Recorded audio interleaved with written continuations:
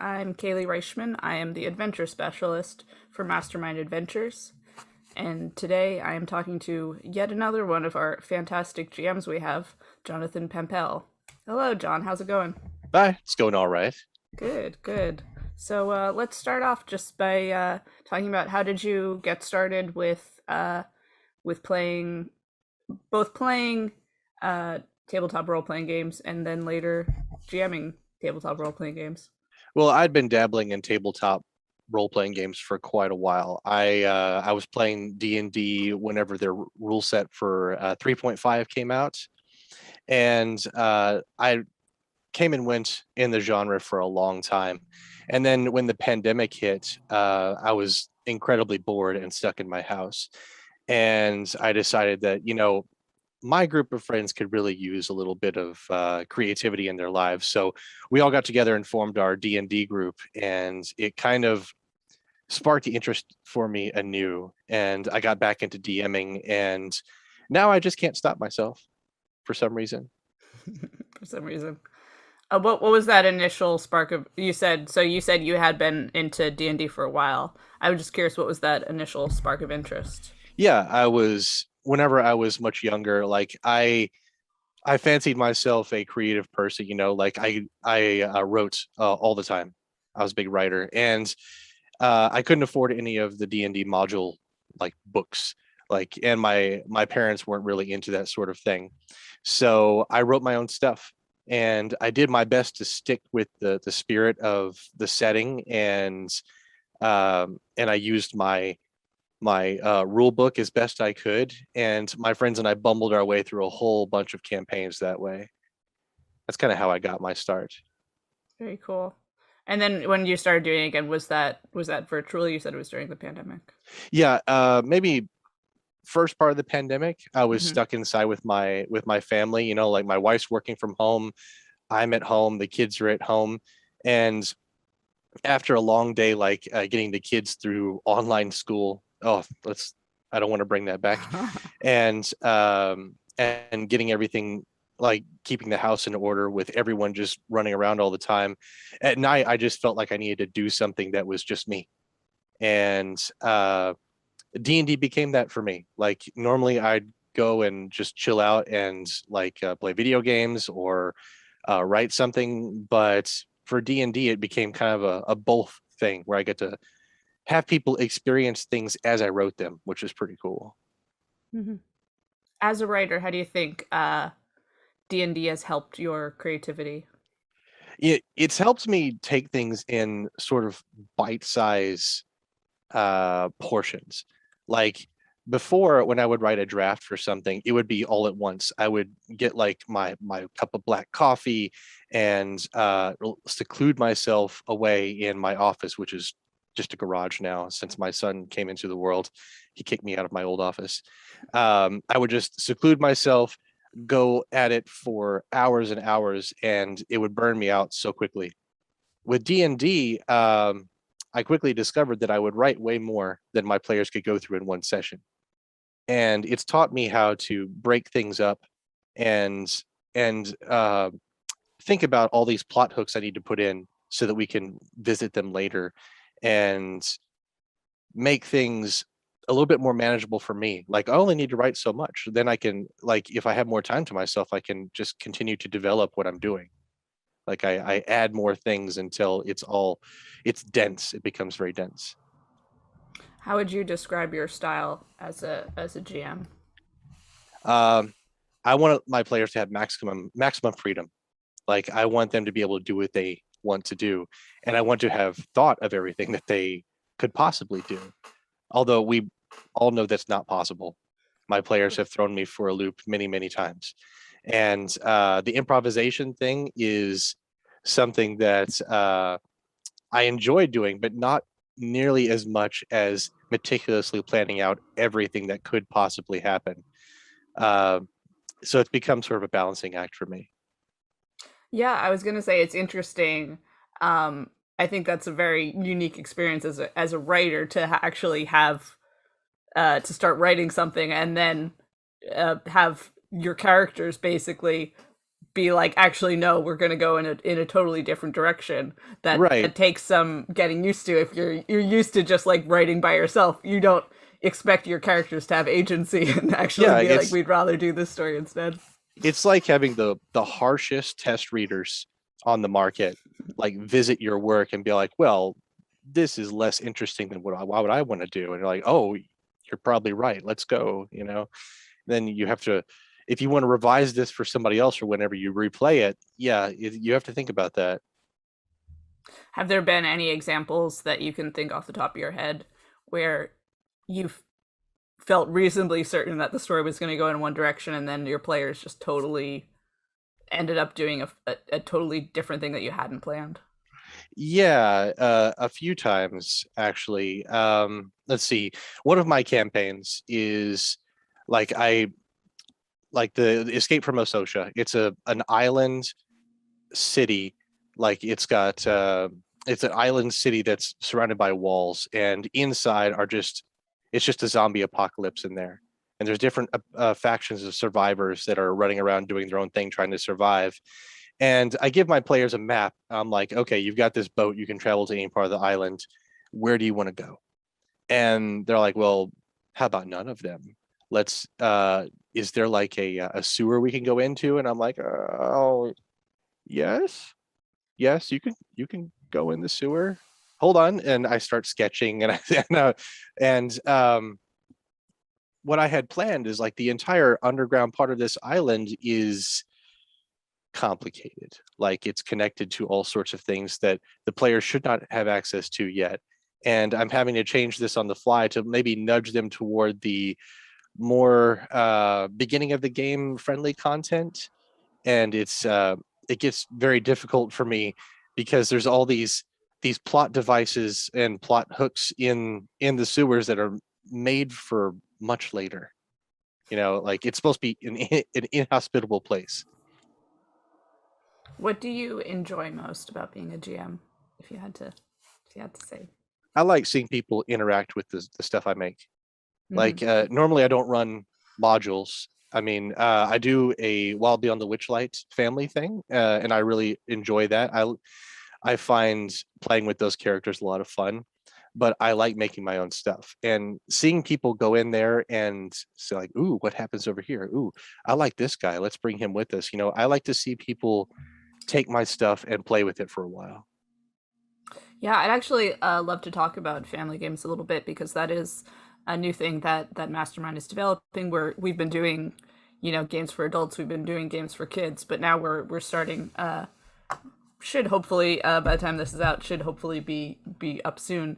Or our new family games. So what is that like? I know you ran one session of our some of our demo games. What is that like running games for families? The experience there is very different.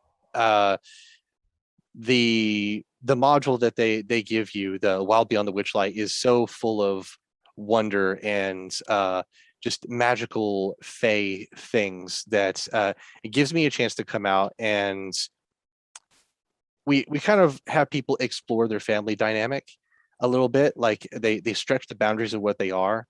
Like a dad and a daughter and a dad's partner, they can all they can all come out and embrace, say it's like a family trip, but with like a whole lot more freedom for them. And to see them interact with all the wonderful things that the Wizards of the Coast has put into Wild Beyond the Witchlight, like the carnival area, it's like looking in on a really cool fantasy family vacation, and it's neat to see what everybody does with it. Yeah. Do you feel like you adjust your GM style when you're dealing with adults versus kids? Yeah, a lot. I mean, obviously, what's popular with kids is sometimes not popular with adults. Um, I mean, my games tend to run a little bit darker. The Wild Beyond the Witchlight series, it lets me bring out some of my silly voices, and my daughter can attest that I do a lot of those. And it also, I don't know, like taking a walk on the lighter side of things is a lot of fun. Have you run games for your kids at all, or are they not interested? No, I have actually. Hmm.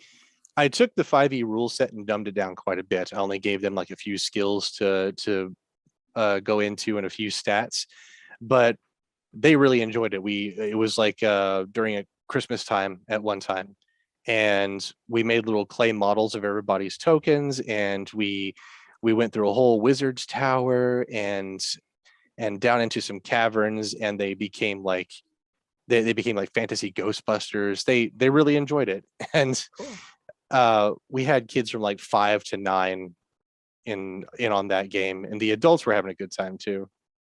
Nice. Do you feel like being a GM is at all similar to being a dad? Mm, I'm not sure about that. I mean, all my groups have been very mature. I haven't had to step in and pull anybody apart in quite a while. I haven't had to turn the car around or anything. I mean, sometimes you got to suggest things. Sometimes you got to nudge people in the right direction if you want the story to move on. But no, no, not at all like a Okay. dad. I'm tried to be. I almost want them to stop thinking of me as like a person, more of a uh, like a sounding board for their Hmm. ideas. Like I want to do this. I'm like, okay, I can help you do that. It's not a supervisory role. It's more of a Right. facilitator. I would actually love to hear about the games that you're running for Mastermind. I've got several games that I'm Hmm. trying to fill up right now. I mean, I've got Dead Descent, which is my one shot. It takes about hour and a half to get through. It is a story set at a grand ball at a nobleman's manor. His family has been cursed every night, or every year on a particular night. The spirits of the dead rise up and try to uh, take these people and kill them and bring them into the afterlife for some past crime that the family patriarch has done. And the players are invited there to accompany the family, like sort of like a ceremonial guard. Things go wrong very quickly, and it becomes sort of a murder mystery slash whodunit in this spooky haunted mansion with all sorts of dead things running around. It's been a lot of fun. I've also got uh, a module called Terror and Vanger, which is set in a rural logging town where children have started going missing. And it's sort of a play on a Monster of the Week sort of thing. Now, I'm not talking about the Monster of the Week trademark thing. I'm talking about if you watch the show Supernatural, like you're a group of mercenaries that go around and start and solve mysteries and get rid of supernatural threats to human beings around everywhere. And it's it's a kind of a unique module for me in that you can be as thorough or as let's say you could follow the letter of the law on your contract or be very very thorough. Depending on how you do, that's the amount of rewards you get. Like the more mysteries you solve, the more levels you get. It's a milestone thing. Let's see. The next one is the Tainted City, which is another one of those mercenary things. You're in a mercenary company. You've been called to a city that has been under a lot of stress lately. You've been called by a nobleman that wants you to come and figure out what kind of monster just took a bite out of his son as he's walking home during the night. And there's this whole undercurrent of there's like a planar alignment coming up that's causing all sorts of supernatural things to happen around town, and there's monsters in the sewers, and there's undead roaming around somewhere, and it becomes a sort of steampunk uh, Jack the Ripper tale, but with way higher stakes. It gets kind of crazy depending on how far the players delve into it. Like I said, they can fulfill their contract or they can delve further into the mystery.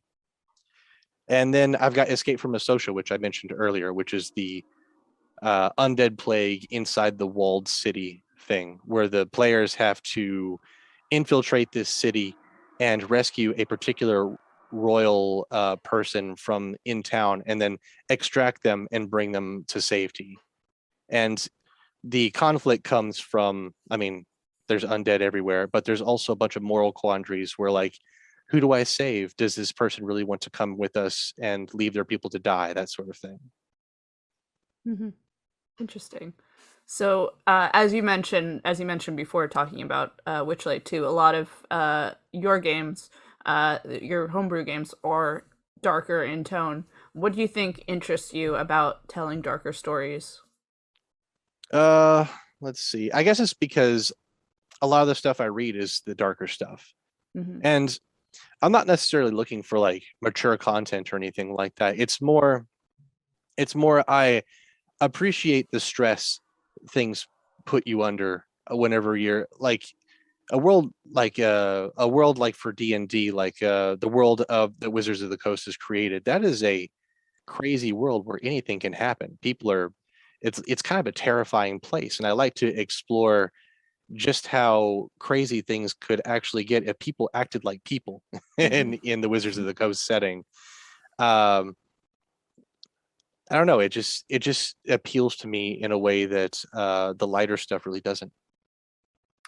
How do you balance that with making your players feel like the world is dangerous and that there are consequences, but not like overloading them with just feeling bad, making sure they still are having an enjoyable experience. Presenting them with rays of sunshine in the middle of everything, like Mhm. crazy cool characters that have a much lighter outlook on things. The person that a person that sees things a little bit more simply, a little bit differently than what I do. I shift my perspective to somebody that sees all this and says, "Hey, but there's great stuff here too." There's, I mean, sure, the magic and supernatural creatures that want to eat you are terrifying, but look at all this wonder that comes out of the situation as well. Like the settings I write are darker, right? But that just means that the bright spots just they're more pronounced. They're heightened because of it. Definitely, that's a great answer. Are you a horror fan in general? Yeah, I like horror. Hmm. I guess more of the creepy cosmic horror Hmm. sort of stuff. Um, let's see. Whenever I was coming up, like whenever I was younger, I did a lot of Lovecraft and Robert E. Howard, which is one of his contemporaries. He wrote the Conan the Barbarian short stories and stuff. Hmm. He's still one of my favorite uh, storytellers, and it's because you get this scale about how small we are and how crazy and dangerous the universe really is, and yet we're still here because of how resilient we are and our ability to put aside what we are and sacrifice for others. That makes sense too, because then that brings in what you were just talking about with the rays of sunshine. That there is that sort of upside to, if things are terrible, then we have to come together to Yeah, create goodness. Yeah. I like presenting this dark setting and allowing the players to make it better. It starts the story kind of starts at like its worst for a lot of these, and as the players make their progress, they see little changes in the world, like, oh, I made that person's life better. Look, they're thriving now. That person's had those two just got married. This is crazy. I did that. Like I like letting the players bring a little bit of levity and life to the world where the original setting maybe didn't have. And do you tend to present a lot of like moral quandaries and things like that? You mentioned that with one of your games.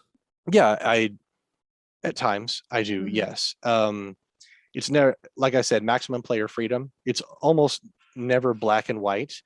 But if I'm going to have a good villain to spur the party on, it's got to be pretty clear that it's got to be pretty clear that they should tackle this threat. A lot more dark than light in that. Hmm. Sure, everybody has their reasons for doing what they do, but I like to make my villains hateable indeed. And how do you do that? How do you make hateable villains? Take something, take a good aim and twist it into something horrible. Twist it into something that you can almost see somebody doing, and then heighten it like by a factor of 10. Do you have an example of that? Ooh, let's see. Without giving anything away. Right, yeah. Okay, Generically as you can, yeah. in one of my games, we Mhm. won't say what, we won't say which one. Um, this man, the head of a major noble house, he saved the empire once, hero of the empire, majorly cool dude. But he did so to save a tyrant emperor, cruel to his people, kept them in poverty, enslavement, all that, and he did it by killing his brother. His brother was like a major force in like a rebellious sort of person. He had this. There was this whole campaign by his brother, military campaign. They had the empire on the ropes, and the the head of the noble house that I'm talking about, he comes up, stabs his brother, rebellion over, and he's lavished with praise. The emperor like has him in parades. He gives him everything he wants and puts him in his own house. And this is the guy that supposedly this is the guy that everybody brings up on their shoulders and tells you is the hero of the empire, but everyone knows that he is not. You're not allowed to say so. That's the kind of villain I'm talking about. Ooh, interesting. Okay.